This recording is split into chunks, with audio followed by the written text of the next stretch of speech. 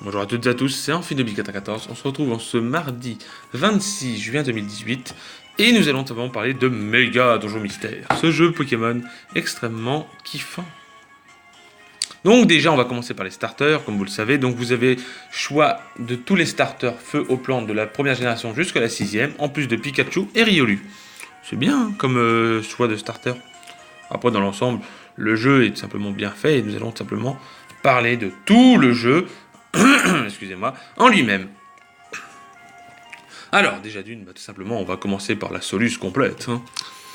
Présentation du fonctionnement et du scénario. Donc au début, tout simplement, vous allez avoir quelques questions, tout ça, et ils vont tout simplement vous poser des questions, tout ça, et vous serez un Pokémon, mais vous pourrez décider qui vous voulez. Voilà. Et tout simplement, dans ce jeu, il y aura tout simplement quelque chose de marrant, c'est que tout simplement vous pourrez retrouver tous les Pokémon qu'on a vus dans les anciens Donjons Mystères, comme l'équipe ADT, l'équipe de la Kazam, Dracofeu, Tyrannostif, et Molga et un Solourdo de les Portes de l'Infini, les Portes de l'Infini. Vous pourrez aussi rencontrer Noctunoir et Masco de Pokémon Temps, Ombre et Ciel. C'est super, hein. Alors donc vous choisissez votre starter, votre partenaire. Le chapitre commence, vous faites attaquer par un Eitram, mais vous tombez tout simplement sur un Pifeuille qui doit vous filer un coup de main, les gars. Et du coup, tout simplement, Pifeuille va vous donner ce coup de main. Tout simplement, vous emmenez chez lui, tout ça, vous allez passer quelques temps ensemble. Le lendemain, vous allez voir votre partenaire et vous allez aussi aller à l'école. Tout simplement parce que vous êtes un jeune enfant, tout ça. Bref, on va vous expliquer l'école. Enfin, avant ça, vous aurez un petit match, vous aurez simplement un donjon à faire avant d'aller à l'école. Parce que tout simplement, Mucuscule a disparu dans la forêt qui fait peur, parce que il a été convoité par, comment ça s'appelle donc Vivaldin Vivaldin veut le sauver, mais vu que c'est une femelle, Escargot et Pandisplay, ils veulent pas, ils disent que c'est une princesse. Et du coup, ce qui se passe, c'est que vous devez aller aider Mucuscule, tout ça. Ensuite, vous allez tout simplement à l'école, tout ça. Vous discutez tout ça, et c'est là que vous rencontrez Escargot et Podespec, qui sont un petit peu les canailles de la classe, qui sont là pour foutre un petit peu le merdier, et qui vous disent d'aller tout simplement dans la mine Rototo, pour aller tout simplement tout au fond, pour chercher des pierres rouges. Vous allez tout au fond, vous tombez sur le boss Carmage, qui vous attaque. Bon, franchement, je l'ai fait il y a pas longtemps, même niveau 8-9, ça va, même niveau 8, vous pouvez gérer. Bon, moi je prenais Riolu, donc Riolu après c'est un petit peu mon main, mais j'avais pris Riolu et Lagronne, et franchement je vous admets que l'équipe était pas mal. Voilà. La partenaire est obligatoirement une femelle si vous choisissez un garçon. Et je crois que si vous êtes une fille, c'est un garçon. Enfin, je suis pas sûr, mais je crois que oui. Donc vous allez faire ça, vous battez Carmage, tout ça. Après, il y a des sorties scolaires. Vous allez apprendre à utiliser les éphélites qui permettent simplement d'augmenter des choses dans les donjons, comme les méga évolutions bien plus tard. Voilà. Vous faites quelques petites histoires, tout ça. Ensuite, vous finissez tout ça. Vous allez avoir les foulards de l'amitié. C'est simplement des foulards que votre partenaire vous donne, qui vont être très utiles dans le jeu. Donc vous allez apprendre l'attaque synchro, tout ça, qui permet d'attaquer en boucle, tout ça. Et ensuite, tout simplement, le surlendemain ou le lendemain, il y a tout simplement Rose Bouton qui est partie chercher du miel parce que sa mère est un petit peu malade, et elle est tout simplement en difficulté, et du coup, vous vous rendez compte qu'elle est en difficulté, du coup, vous séchez les cours, en mode c'est pas bien, mais vous faites pas ça en mode c'est pas méchant. Faites pas ça en mode je veux sécher les cours parce que je m'en bats les couilles, c'est parce que vous êtes parti sauver Rose Bouton. Votre partenaire vous suit et vous allez tout simplement affronter D'Artagnan. Une fois que Rosélie est rentrée, elle vous récompose tout ça. Mégapagos. Donc ensuite vous recevez les foulards une fois que vous avez fait ces missions de ça. Voilà.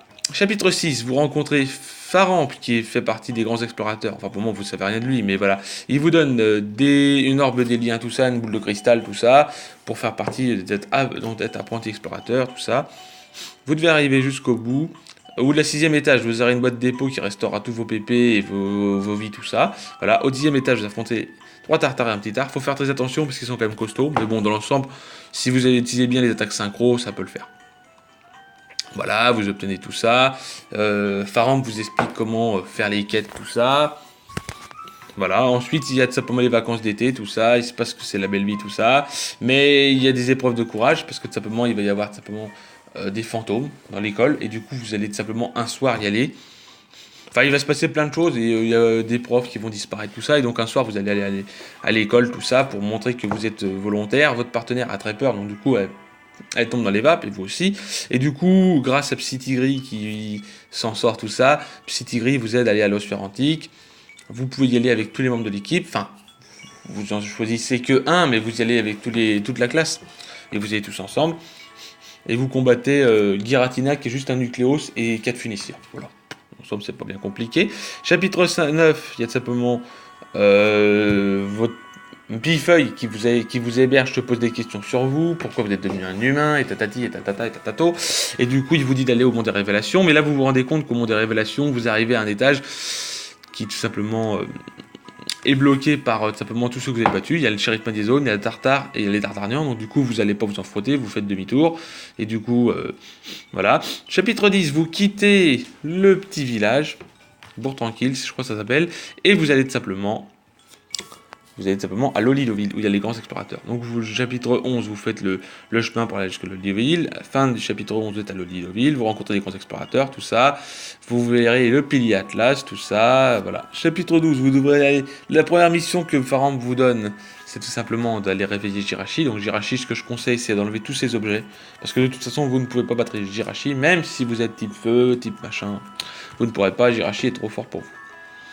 Et de toute façon, voilà, rien n'est perdu. Donc ensuite, tac, tac, tac, vous allez réveiller, tout ça. Le chapitre 13, vous allez avec Arcapti vers tout simplement Terre du Vent. Terre du Vent, vous allez tout simplement avoir des passeports qu'il va vous acheter de ça, ce qui vous permettra d'aller à Param-les-Vents. Et donc du coup, vous devrez tout simplement juste aller comme ça, tranquille, vous promener et vous allez vous rendre compte qu'il y a les Pokémon Éon, Latios et Latias qui ont été pétrifiés. Enfin, il se passe un gros grabuge, des Pokémon tombent du ciel comme une météorite, et en fin de compte, vous allez voir, et c'est simplement Latios et Latias qui sont tout simplement été pétrifiés. Parce que dans ce jeu, les Pokémon sont pétrifiés. J'ai pas parlé avant, même si on avait vu une cinématique avec un World qui était pétrifié, mais je voulais vraiment en parler au moment où ils en parlent dans l'histoire. Vous allez tout au bout, vous voyez la bête enflammée qui est tout simplement Entei, qui tout simplement veut vous attaquer. Il pense que vous êtes responsable de la pétrification, et heureusement qu'Arcapti arrive, parce qu'il vous sauve la mise, sinon vous étiez totalement déglingué. Quoique, j'avais envie de l'affronter. Chapitre 14, vous allez tout simplement faire quelques missions pour le chapitre 14. Vous pourrez tout simplement faire l'excursion sur l'île de feu. Au sommet, vous allez tout simplement avoir 6 étage 6, une boîte d'époque des PP. Étage 10, un combat contre Maganon et 4 Magmar. Et à toute fin, vous aurez le grand big boss Entei à affronter. Et contre le combat d'Entei, il se passe un rebondissement. Une fois que vous faites un peu de combat de ça, d'un seul coup, les foulards de l'amitié vous permettent de vous transformer en votre dernière forme d'évolution. Et du coup, tout simplement, vous pouvez le déglinguer. Donc moi, j'avais pris Riolu et Gobu. Du coup, j'ai eu un Lucario et un Lagron. Du coup, bah, comment vous dire que voilà. Et pourtant, Lucario est désavantagé face à Entei. Et pourtant, je l'ai déglingué. Voilà. Chapitre 15, la nouvelle avertissement. L'école de la grande bataille. Et tout simplement... apparemment, Entei est tout simplement la prochaine victime de la pétrification. Du coup, il faudrait que vous y alliez avec Misdibule et Sapero, et quand vous allez aller tout au bout, vous verrez tout simplement que Entei est tout simplement pétrifié. Donc, une fois que vous avez été là-bas, tout ça, vous en discutez tout ça, Misdibule se rend compte qu'il y a des pokyglyphes, et qu'elle peut lire ça, mais il lui faut du temps pour lire ça. Du coup, voilà. Ensuite, c'est tout. Ensuite, Faram divise l'équipe en 2 groupes. L'un se chargera des ruines nautiques, tandis que votre partenaire Arcapti et vous irez à bord tranquille. Voilà. Parce que, ça y est, on a beaucoup plus d'informations grâce au Pokéglyph, et du coup, on apprend que c'est Crocorib, le méchant, qui fait ça. Du coup, bah, Crocorib, il faut le chercher, et du coup, Faram va faire diviser le jeu en 2. Parce que Crocorib va tout simplement à bord tranquille. Et du coup, bah, vous êtes inquiet parce qu'il y a tous vos amis, votre famille, tout ça là-bas. Donc du coup, vous voulez y aller pour voir ce qui se passe, et Arcapti vient avec vous, tandis que les autres seront là-bas. Une fois à bord tranquille, Pifeuille vous informe que Crocorib va forcer le mont des révélations, et pour percer leur secret, vous tentez de le rattraper. Donc vous combattez tout simplement avec Pifeuille et Arcapti, vous faites les étages, tout ça, tac, tac, tac, tac, tac, tac, vous montez tout en haut. Une fois que vous êtes tout en haut, on vous demande simplement à vous l'humain de défaire la pyramide, en fait, si vous voulez, parce qu'il y a une sorte de pyramide avec l'eau magique qui permet d'enlever la pétrification, et à ce moment-là, on apprend que tout simplement le grand méchant est nul autre que Yveltal, accompagné de Pifeuille et Lenaitram. Pendant que tout le monde, on se rend compte de tout ça, et que l'eau a été dépétrifiée grâce à toi, nous sommes tous pétrifiés par tout simplement... que ce soit Arcapti, vous, votre partenaire, et les 2 chiens légendaires Suicune et Raikou aussi sont là pour attaquer Krokorib, et en fin de compte Krokorib était juste une victime de tout ça, parce que c'était simplement Pifeuille qui pétrifiait les Pokémon. Donc une fois que vous vous rendez compte que vous êtes pétrifié, vous allez tout simplement dans le monde du néant, donc au chapitre 17, sans attendre, vous n'êtes pas vraiment pétrifié, vous vous réveillez dans un donjon inconnu, voilà, attention vous allez rester plus de donjon d'affilée, voilà. Donc à ce moment-là, c'est comme le monde du futur dans Pokémon Temps et Ombre, vous êtes dans le monde du néant et vous devrez faire 3-4 donjons en compagnie de tout simplement, vous allez retrouver tous les autres de l'équipe, tout ça, et tout simplement vous allez essayer de ressortir. Et donc vous allez aller tout au bout. Donc regardez, tout au bout c'est ça. Voilà, vous allez arriver tout au bout avant la fin du portail et vous allez tout simplement rencontrer des méga évolutions. C'est pour ça que j'ai mis méga Ternessif et 2 méga ectoplasma qui sont tout simplement de la matière noire et qui se sont transformés en eux. Et grâce à Misdibule, vos deux, donc le Carapuce et Tortipousse sont les héros, suivis des 3 chiens légendaires avec vous, vous allez vous pouvoir sauver le monde. Et donc si vous voulez, c'est vrai que les chiens légendaires sont un peu durs avec vous, mais parce qu'en fin de compte, les chiens légendaires savent que vous êtes les 2 seuls héros grâce au foulard de l'amitié à pouvoir sauver le monde. Parce que les foulards de l'amitié ont ce pouvoir normalement de ne pas être pétrifiés, mais malheureusement vous avez quand même été pétrifiés. Donc du coup, grâce à Misdibule, les chiens légendaires étaient un peu froids avec vous parce que tout simplement ils savaient que vous deviez sauver le monde et du coup ils avaient tout prévu. Et du coup, vu que personne ne pouvait sortir, ils avaient prévu de vous éjecter pour sauver le monde. Chapitre 18, vous êtes tout simplement, vous arrivez tout simplement au chapitre 18 où il y a encore la porte de l'espoir, comme je vous ai dit, tout ça, et vous y aurez donc un méga Ternessif, 2 méga ectoplasma et 2 ombres du néant.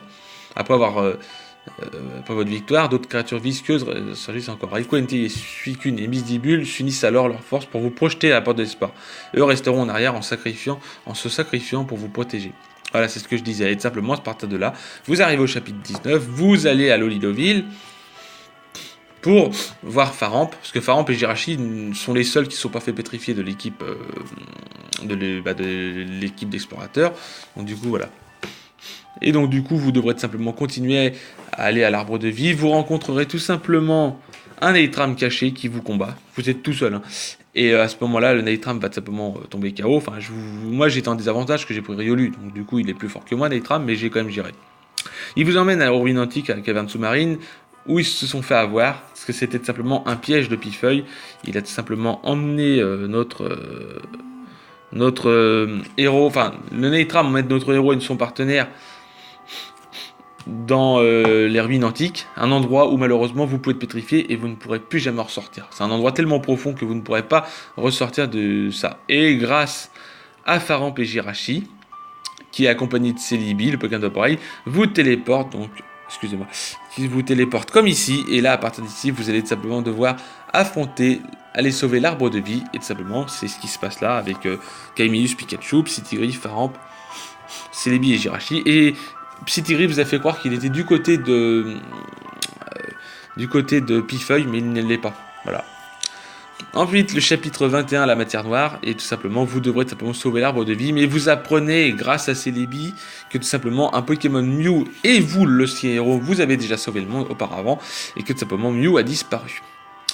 Et qu'il faut Mew pour faire ça, et c'est pour ça que vous avez les foulards. Parce qu'en fait, les foulards, c'est Mew qui les a créés, et en fin de compte, vous apprendrez tout simplement que Mew était tout simplement votre ancien partenaire d'époque, qui vous a permis de pouvoir sauver le monde des Pokémon. Donc, vous allez tout simplement combattre au bout du donjon, vous arriverez face à Yveltal, Pifeuille et les Naitram, et il y a un Naitram qui est de votre côté, qui s'est fait manipuler, qui a réussi à sortir de la matière noire pour essayer de les contrôler, sauf que eux ils sont totalement contrôlés, même Yveltal, et donc tous les Pokémon que vous voyez là, que ce soit donc votre Caimius et Pikachu, c'est les héros partenaires, et les 4 autres viennent avec vous. Donc moi je vous conseille de prendre Faramp, parce que c'est celui qui a le plus de niveau, et il vous permettra d'être un peu plus élevé. Voilà, et tout simplement, vous allez affronter, donc tout au bout, vous affrontez Yveltal, tout ça, et à partir de là, l'arbre va commencer à s'enlever, parce que l'arbre va aller vers le soleil pour brûler et pour détruire le monde, et à ce moment-là, vous allez, grâce à Arceus et tous les légendaires, Arceus va tout simplement vous téléporter, et Arceus va tout simplement faire la seule chose qu'il pouvait faire de mieux, c'est de vous emmener là-haut, grâce, pendant le combat, je ne l'ai pas dit, vous allez vous retransformer en forme finale, voilà, comme vous avez fait contre Entei, parce que vous êtes à côté de l'arbre de vie, donc l'arbre de vie vous permet de faire ça, et donc vous allez faire le combat, tout ça, c'est beaucoup plus facile avec les formes évoluées. Et une fois que tout sera fini, vous devrez tout simplement aller dans l'arbre pour tout simplement affronter la matière noire, qui est très dure. J'ai pas trouvé d'image de la matière noire, après bon, c'est pas trop grave. Et une fois que vous avez fait, votre partenaire préfère pardonner la noirceur et lui faire un gros bisou plutôt que de la détruire.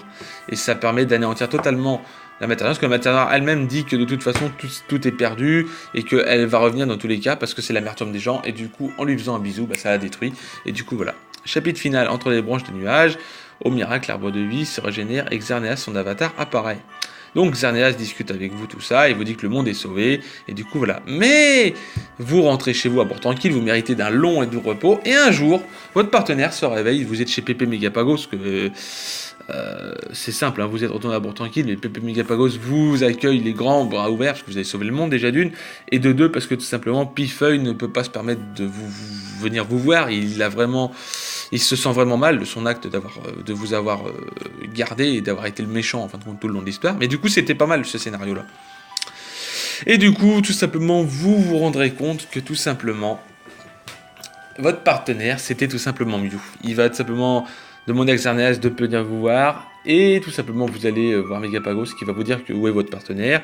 Il est tout simplement à l'arbre où vous étiez au début. L'arbre de Bourg-Tranquille, vous savez, là où on voit tout en hauteur. Et donc vous allez discuter longuement avec votre partenaire, et votre partenaire va tout simplement... Et là, c'était vraiment magique, parce que votre partenaire, c'est lui en fin de compte qui disparaît, c'est pas vous. Du coup, il vous fait ses adieux de ça, et vous êtes très triste, et du coup, le crédit défile, et voilà. Et du coup, demain, on parlera de la suite de celui-ci, et jeudi, j'ai un autre truc pour vous. Bref, j'espère que cette vidéo vous aura plu. Si elle vous a plu, n'hésitez pas à lâcher un gros like, et de laisser des commentaires. Et sur ce, je vous dis bye à toutes et à tous, et à demain.